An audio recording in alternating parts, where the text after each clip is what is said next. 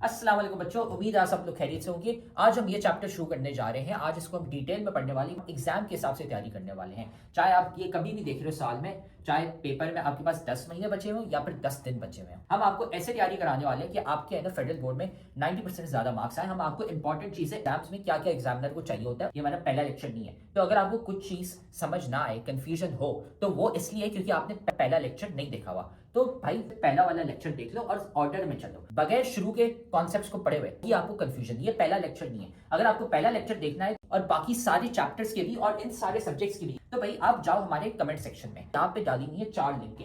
इसमें पूरी किताब की हमने प्लेलिस्ट डाली हुई है, इसको दबा दो, आपको है ना सारे लेक्चर्स मिल जाएंगे इस पूरे के पूरे सब्जेक्ट के। डाले में फ्री के नोट्स, यहाँ पे नोट्स कोई एमी नोट्स नहीं है। ये आप लिंक दबाओगे तो खुलते हैं, आपके पास हमारे 300 बच्चे जो थे जिनके 90% ज्यादा मार्क्स आए थे, उनके हमने नोट्स कंपाइल करके आपके लिए डाले हुए ताकि आप भी है ना अपने एग्जाम की तैयारी कर सको। सारे के सारे नोट्स हमने डाले हुए इन 300 बच्चों के। तो भाई ये देखो यहाँ पे पड़ा हुआ है हमारे सब्सक्राइब का बटन, इसको सब्सक्राइब कर लो, ठीक है। बेल्स भी है ना यहाँ पे दबा दो, लाइक करो वीडियो को और साथ में जाके कमेंट करो अपना वीकेस्ट चैप्टर। भाई कौन सा चैप्टर है जो तुम्हें बहुत मुश्किल लगता है, बहुत वीक लगता है, हम क्या करेंगे उसका निकालेंगे one shot lecture. One shot lecture एक लंबा सा पूरे चैप्टर का लेक्चर होगा, उसमें हम आपको एग्जाम ओरिएंटेड तैयारी कराने वाले हैं ताकि आपके है ना पेपर में 90% मार्क्स आ सके। तो जाके कमेंट करो कौन सा चैप्टर आपको बहुत मुश्किल लगता है। फिर ये याद रखना कि भाई हमारे लेक्चर्स, हमारे नोट्स, सारे गेस्ट पेपर्स काम के होते हैं। ये 300 बच्चे हैं जिनके ना 90% ज्यादा मार्क्स आए थे। तो सारा मटेरियल कमेंट सेक्शन में सबसे पहला कमेंट है, वहां पे पड़ा हुआ है। और अगर आप भी उन बच्चों की तरह 90% ज्यादा मार्क्स लाना चाहते हैं तो आप भी ना हमारी बैच ज्वाइन कर सकते हैं,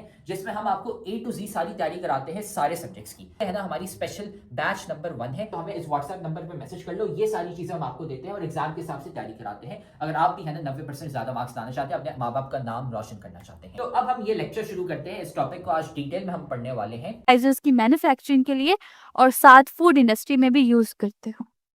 the first one is the concept of acid and base. सबसे पहले हम एसिड एंड बेस के कॉन्सेप्ट को पढ़ते हैं।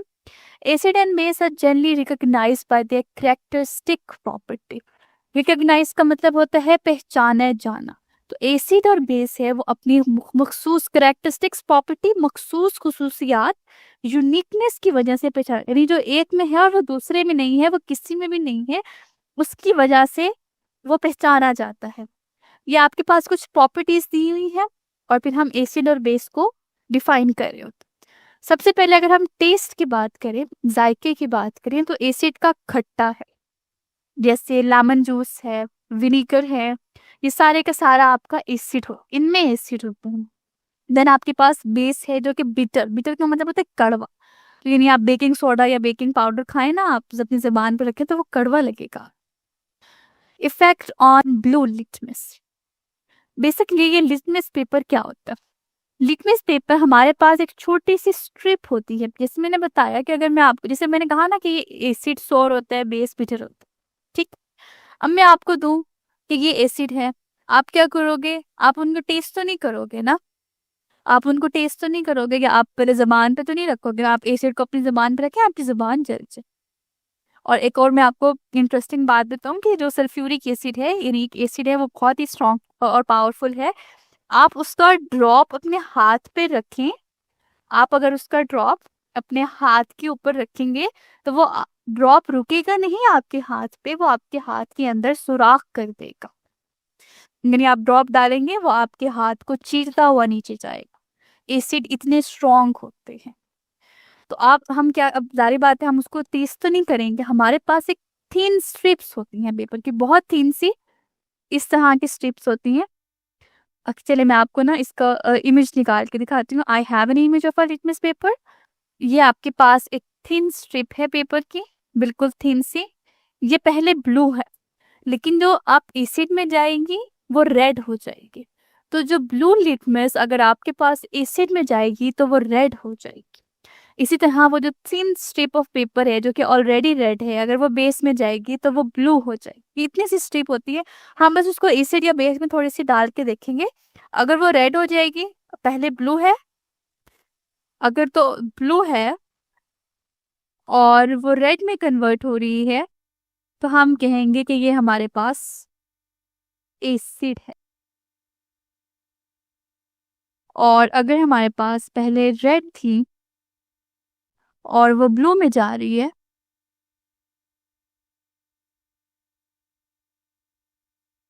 और वो ब्लू में जा रही है तो हम कहेंगे कि वो बेस।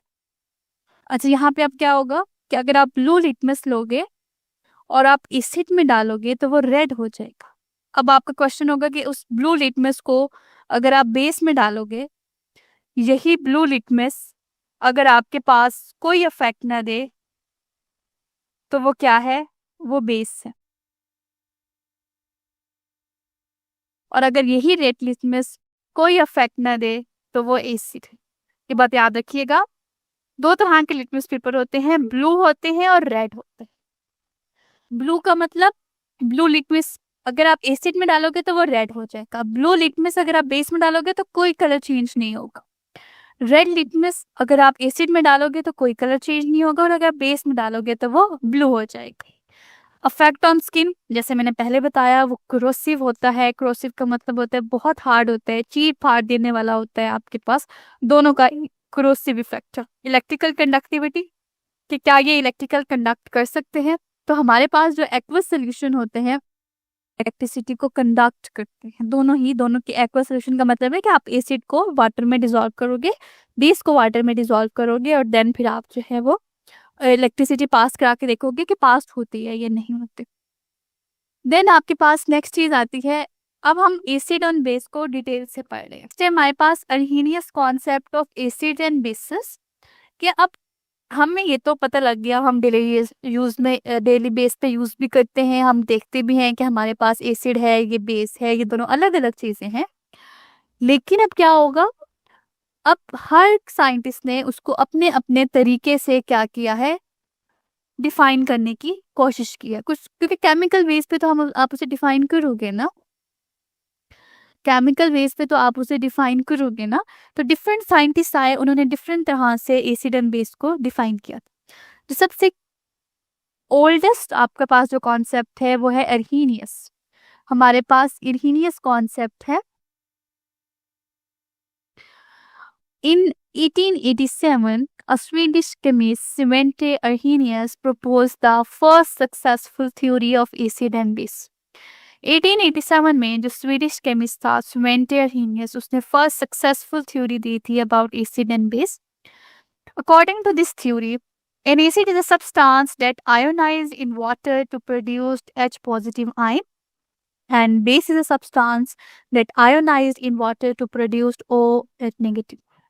अर्हीनियस कॉन्सेप्ट का मतलब ये है, एसिड और बेस हम डेली बेस पे यूज करते हैं। जैसे मैंने बताया, हमें प्रॉपर्टी से भी ये दूसरे से अलग अलग लग रहे हैं। हम डिफाइन तो कर केमिकल वे पे हम उसको किस तरह से डिफाइन करते हैं, या हम कह लो कि केमिकल कंपोजिशन क्या होती है। हर साइंटिस्ट ने उसको डिफरेंट डिफरेंट तरह से एक्सप्लेन किया था। अर्हीनियस कॉन्सेप्ट का क्या मतलब है कि अर्हीनियस ने भी एसिड एंड बेस को बताया था। उसने कहा था, क्योंकि मैंने क्या बात की कि हमने प्रॉपर्टीज के बारे में तो हम देख लेते हैं ना, नॉर्मली हम उसको बात कर लेते हैं।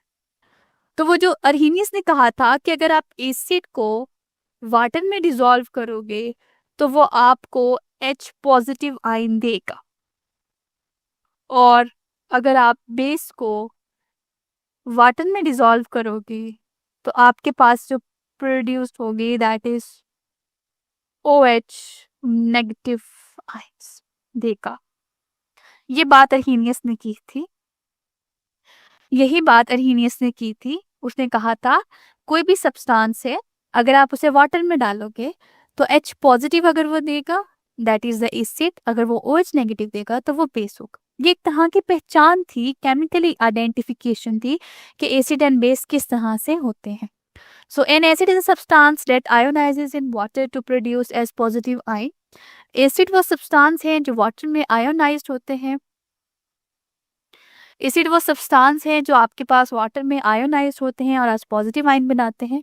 And basic substance that ionise in water to produce OH negative ion. So we have an HCl, आप इसे वाटर में डिसॉल्व करोगे H positive and Cl negative बनेगा। सिमिलरली आपके पास NaOH है और वो H2O वाटर में डिसॉल्व करोगे तो Na पॉजिटिव और OH नेगेटिव। ये H पॉजिटिव और OH नेगेटिव में बताएगा ये एसिड है या बेस है। अब मुझे आप बताएं, ये एसिड है या बेस है? ये इस कंपाउंड को हमने वाटर में डिसॉल्व किया, हमारे पास H पॉजिटिव बना और NO3 बना। ये एसिड है या बेस है? ऑफ कोर्स कि ये एसिड है।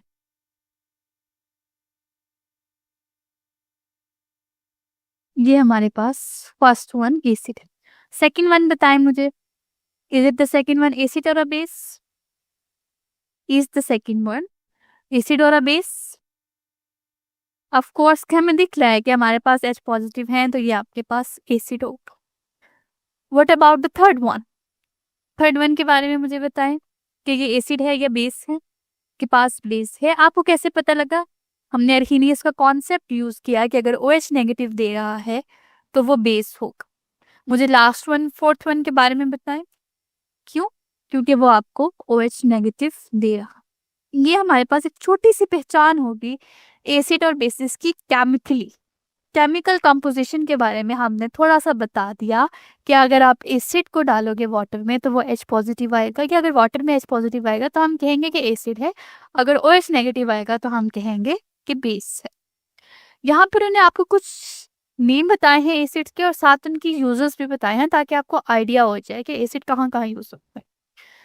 The first one is a hydrochloric acid which is HCl। ये मेटल की क्लीनिंग के लिए यूज होते हैं। वो आपके लिए आते स्प्रे, आपको कहा जाता है कि अगर आपने व्हीकल साफ करनी है, आपने कहना है कि अगर आपने व्हीकल साफ करनी है या जो मेटल्स के बर्तन वगैरह होते हैं साफ करने के लिए आपके पास डिटर्जेंट्स वगैरह होते हैं तो आप उसमें देखेंगे वहां पे हाइड्रोक्लोरिक एसिड।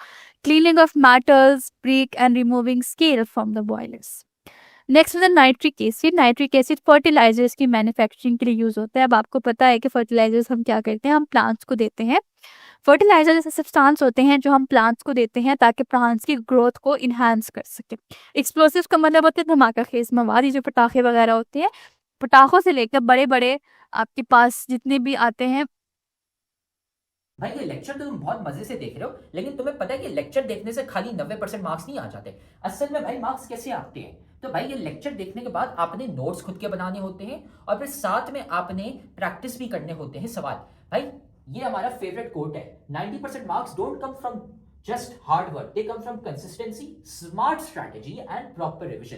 भाई स्मार्ट तरीके से पढ़ो। स्मार्ट तरीका ये हमने आपको बताया हुआ है, तो साथ में हम आपको तरीका भी नहीं बता रहे, साथ में हम आपको दे रहे हैं भाई नोट्स। जाओ कमेंट सेक्शन में, नोट्स में से आपको मिल जाएंगे भाई उन बच्चों के नोट्स। 300 बच्चे थे जिनके 90% ज्यादा मार्क्स आए थे, उनके नोट्स वहां पे पड़े हुए। लेकिन साथ में उधर नीचे हमने आपको सवाल भी दिए हुए प्रैक्टिस के लिए। ये यहाँ पे पूरी गूगल शीट पड़ी हुई है भाई, यहाँ से जाके सवाल प्रैक्टिस करो। खाली ऐसा कुछ नहीं होता कि हाँ हम लेक्चर देखेंगे हमारे मार्क्स आ जाएंगे, नहीं भाई, नोट्स पढ़ने होते हैं और साथ में इनकी प्रैक्टिस भी करनी होती है सवालों की। हमारे पास बड़े बड़े जितने भी एक्सप्लोसिव्स आते हैं वो सारे के सारे आपके पास नाइट्रिक एसिड में आते हैं। Then we have a sulphuric acid. Sulphuric acid भी आपके पास एसिड है। ये बहुत सारे केमिकल की ड्रग्स में आपके पास मेडिसिन भी आती हैं, आपके पास डाइज होते हैं। देन यू हैव आप डाइज का मतलब है जो कलर कंपाउंड्स होते हैं, पेंट्स होते हैं आपके पास, एंड सेकेंडली आपके पास एक्सप्लोसिव्स होते हैं। सेकेंडली आपके पास फास्फोरिक एसिड है। सिमिलरली जो फास्फोरिक एसिड है वो आपकी फर्टिलाइजर्स की मैन्युफैक्चरिंग के लिए यूज होता है एंड एसिडुलेंट ऑफ फूड, और फूड के अंदर जो एसिडिक पार्ट है उसके लिए यूज होता है। सेकेंडली उन्होंने आपको कुछ बेसिस के बारे में बताया है। The first one is the sodium hydroxide that you have NaOH। Sodium hydroxide का जो मेजर काम है वो सोप के बारे में है। आपके पास सोप मेकिंग है, आपके पास कोई भी आप किसी भी कंपनी का सोप ले लें या फेस वॉश ले लें, वो आपको क्या कहेगा, उसमें आपके पास सोडियम हाइड्रोक्साइड होगी या ड्रेन क्लीनर्स के साथ। नेक्स्ट हमारे पास पोटाशियम हाइड्रोक्साइड होते हैं। ये आपको लिक्विड सोप के लिए और शेविंग क्रीम्स के लिए आपको हेल्प करते हैं। शेविंग क्रीम्स या हेयर रिमूविंग क्रीम्स होती हैं वो सारे के सारे पोटाशियम हाइड्रोक्साइड्स भी प्रेजेंट होते हैं। Calcium hydroxide making mortar. ये जो मोर्टार है ये हम सीमेंट की एक फॉर्म को कहते हैं जो हम कंस्ट्रक्शन पर्पसेस के लिए यूज करते हैं। प्लास्टर्स और सीमेंट ये तीनों चीजें आती हैं जो हमारे पास हम इंडस्ट्रियल पर्पसेस के लिए कोई चीज बनाने के लिए हम यूज करते हैं, तो हमारे पास कैल्शियम हाइड्रोक्साइड होता है जिसे हम चूने का पत्थर कहते हैं। Then we have magnesium hydroxide antacid. Antacid का मतलब है एसिड के खिलाफ और लग्जेक्टिव। जब हमारे पास हमारे डाइजेस्टिव सिस्टम में ठीक तरह से काम ना कर रहा हो, जब हमारा डाइजेस्टिव सिस्टम बेहतर तरीके से काम ना कर रहा हो, जिसे हम कहते हैं कि हमें कॉन्स्टिपेशन हो जाए, तो हम क्या करेंगे कि हम लग्जेटिव्स का इस्तेमाल करते हैं, जिनमें आपके पास ये जो लग्जेटिव में जैसे सब कहते हैं कि सौंफ यूज़ कर लो, डिफरेंट तरह के लग्जेटिव यूज़ कर लो। उसमें बेसिकली मैग्नीशियम हाइड्रोक्साइड होता है। वो क्या करता है, वो हमारे पूरे के पूरे डाइजेस्टिव सिस्टम को एम्प्टी कर देता है, खाली कर देता है। जो भी आपके पास सब्सटेंसेस प्रेजेंट हैं या जो भी आपके पास अनडाइजेस्टेड फूड प्रेजेंट है, क्योंकि कॉन्स्टिपेशन क्या होती है कि हमारे स्टमक के अंदर, हमारे डाइजेस्टिव सिस्टम के अंदर, डाइजेस्टिव ट्रैक के अंदर अनडाइजेस्टिव फूड्स रह जाता है, उसको एम्प्टी कर देता है आपके पास लग्जेटिव। उस लग्जेटिव में आपके पास कैल्शियम हाइड्रोक्साइड यूज करते हैं। ये हो गया। अब नेक्स्ट, जैसे मैंने आपको बताया कि वो एक साइंटिस्ट था अर्हीनियस, जिसने ये बात बताई, लेकिन अर्हीनियस आपको क्या कहता है,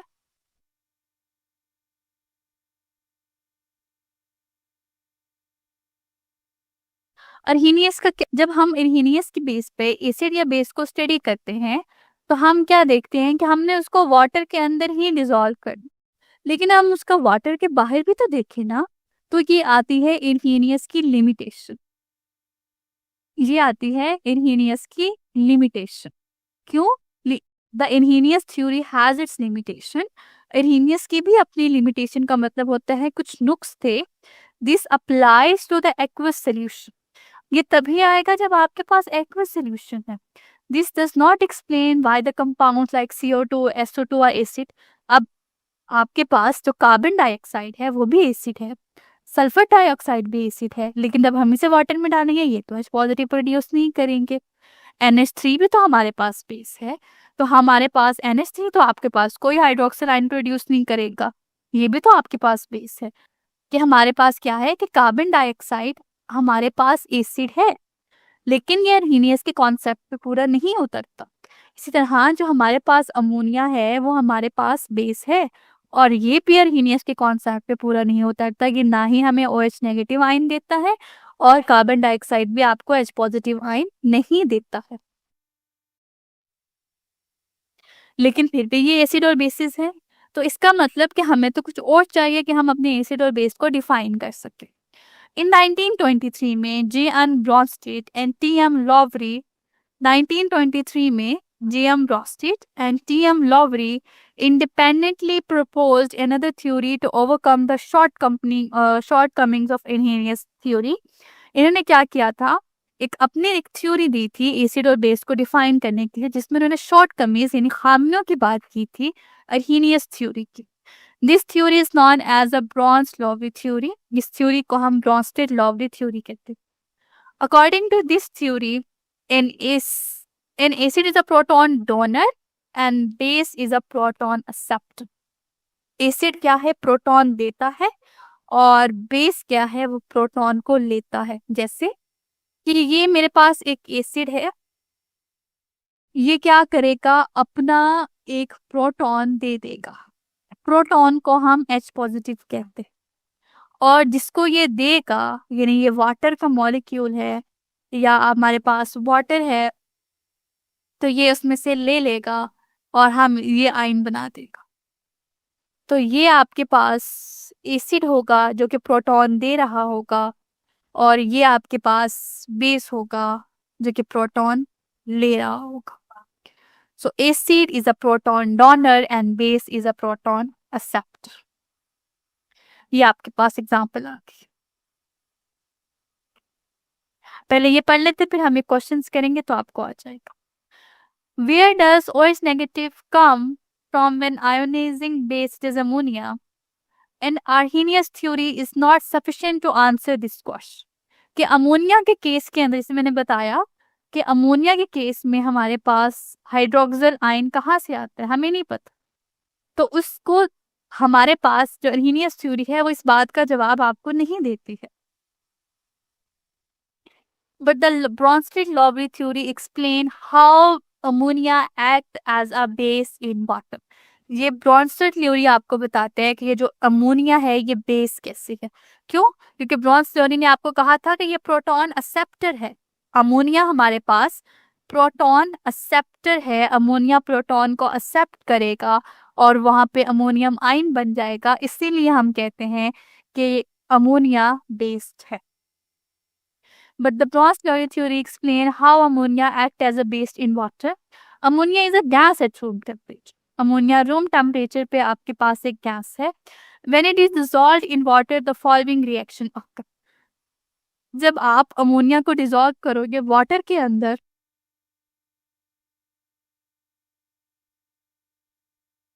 हमने इसको वाटर के अंदर डिसॉल्व किया, ये वाटर का स्ट्रक्चर है, इसके अंदर हम डिसॉल्व करेंगे। सबसे पहले तो अमोनिया एक प्रोटॉन को एक्सेप्ट करेगा, ये वाटर यहाँ से टूट जाएगा ना, क्योंकि वाटर अब एसिड के तौर पे एक्ट करे, ये प्रोटॉन डोनर के तौर पे एक्ट कर रहा है, प्रोटॉन या और जब भी अमोनिया प्रोटॉन एक्सेप्टर के तौर पे एक्ट करेगा और साथ में आपके पास OH नेगेटिव आ रहा है। Which substance is donating proton? NH3 और वाटर? ऑफ कोर्स कौन सा सब्सटेंस आपके पास दे रहा है डोनेटिंग? वाटर आपको डोनेट कर रहा है। Which substance is proton acceptor? कौन सा सब्सटेंस प्रोटॉन को एक्सेप्ट कर रहा है? ऑफ कोर्स क्या अमोनिया प्रोटॉन को एक्सेप्ट कर। All the acid are included in Arrhenius theory are also the acid in the Bronsted theory. वो जो हमारे पास जितने भी एसिड हैं आर्हीनियस थ्योरी के, वो हमारे पास ब्रॉन्स थ्योरी, क्योंकि वो प्रोटॉन को एक्सेप्ट करेगा ना। मैं बताती हूँ, चलिए मैं आपको खोल के बताती हूँ। ये वाटर आया आपके पास, अब वाटर क्या है? एसिड है। ये क्या करेगा? अपना प्रोटॉन डोनेट करेगा, ये इस तरह से H पॉजिटिव इसको दे देगा, ये दोनों आपस में कंबाइन कर जाएंगे और ये NH4 और 7 पॉजिटिव बना देंगे। अब क्योंकि इसका एक रिमूव हो गया है, एक उधर चला गया है, तो अब हमारे पास बाकी ये OH रह जाएगा। OH आयन आपका बाकी रह जाएगा, ठीक है। इस तरह से NH4 पॉजिटिव आपके पास बन जाए। और मैं आपको एक और भी बात बताती हूँ, हमारे पास ये ऑक्सीजन है, ऑक्सीजन ने क्या किया हुआ है? दोनों हाइड्रोजन को आपस में लिया हुआ है, ठीक। एक को तो हमने रिमूव करा दिया, अब हाइड्रोजन क्या करेगा? दूसरे ऑक्सीजन के ऊपर, जो ऑक्सीजन है उसका दूसरे हाइड्रोजन के ऊपर जो बॉन्ड है वो स्ट्रॉन्ग हो जाएगा। दूसरे हाइड्रोजन के ऊपर जो उसका बॉन्ड है वो स्ट्रॉन्ग हो जाएगा। तो पहला तो एक हाइड्रोजन तो उससे लेना तो आसान था, दूसरा हाइड्रोजन लेना मुश्किल है, क्योंकि अब उसका फुल फोकस उस हाइड्रोजन पे। तो इस ये भी रीजन होती है कि दोबारा दूसरा हाइड्रोजन नहीं दे पाता, एक ही हाइड्रोक्सिल आयन आएगा। Okay, however all the basis including, अब यहाँ पे पॉइंट वाली बात है कि जितनी भी आर्हीनियस बेसिस आप पढ़ोगे, जितनी भी आर्हीनियस एसिड आप पढ़ोगे, कि आपके पास एक एसिड है और वो आर्हीनियस एसिड है। आर्हीनियस एसिड का क्या मतलब होगा?